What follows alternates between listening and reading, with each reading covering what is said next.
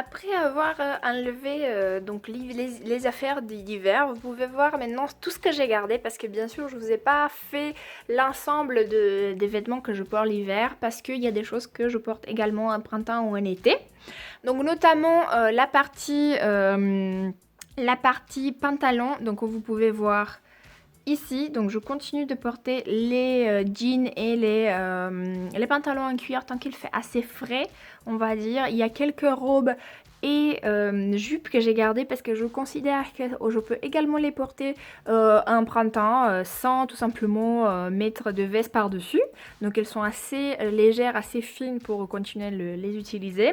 Bien sûr, plus bas ici, comme vous pouvez voir, donc j'ai tout simplement les basiques, hein, les hauts unis en coton et également tout ce qui est chemise un peu en viscose, un peu plus élégante avec des motifs différents.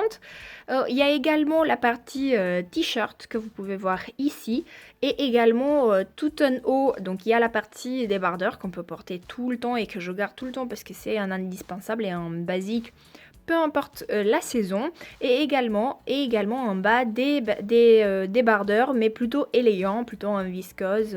Vous posez la question, j'utilise tout simplement des séparateurs de niveau parce que comme vous pouvez voir, j'ai énormément d'espace entre mes deux étagères. Et en fait, je veux optimiser le maximum l'espace que j'ai pour pouvoir d'un côté pour que je puisse mettre le maximum d'affaires et de deux pour que je puisse avoir le maximum de visibilité dans chaque catégorie pour que je puisse me retrouver plus vite et choisir les vêtements que je souhaite bien plus vite. Alors en ce qui concerne la partie comment je vais stocker toutes ces affaires pour que ça prenne le moins de place possible, en fait comme vous pouvez voir je vais utiliser ce type de sachet connu, archi connu, de tailles différentes.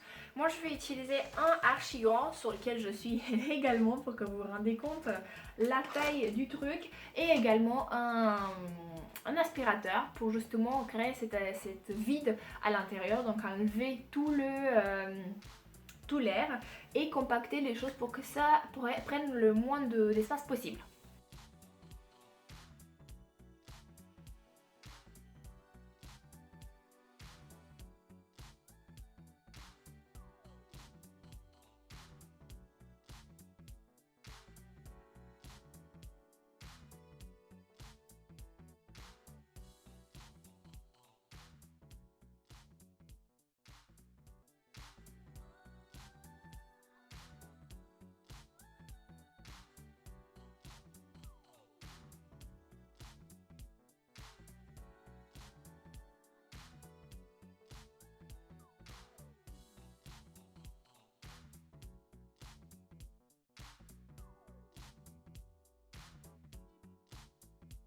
Alors je suis un peu essoufflée, je me suis un peu battue avec ces deux choses-là. J'ai pas réussi à faire le dernier.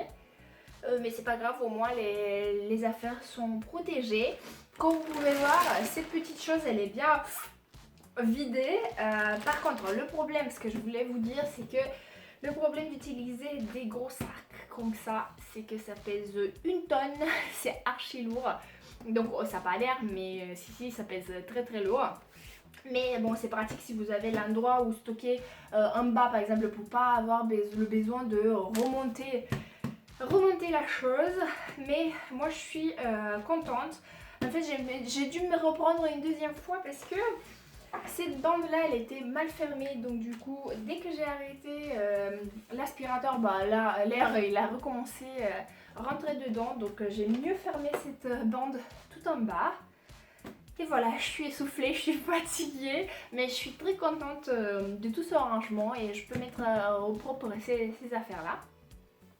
J'espère que ça vous a plu. Dites-moi comment vous stockez. Je suis curieuse, j'ai toujours à apprendre et surtout, je souhaite optimiser au maximum mon espace, surtout pour les vêtements.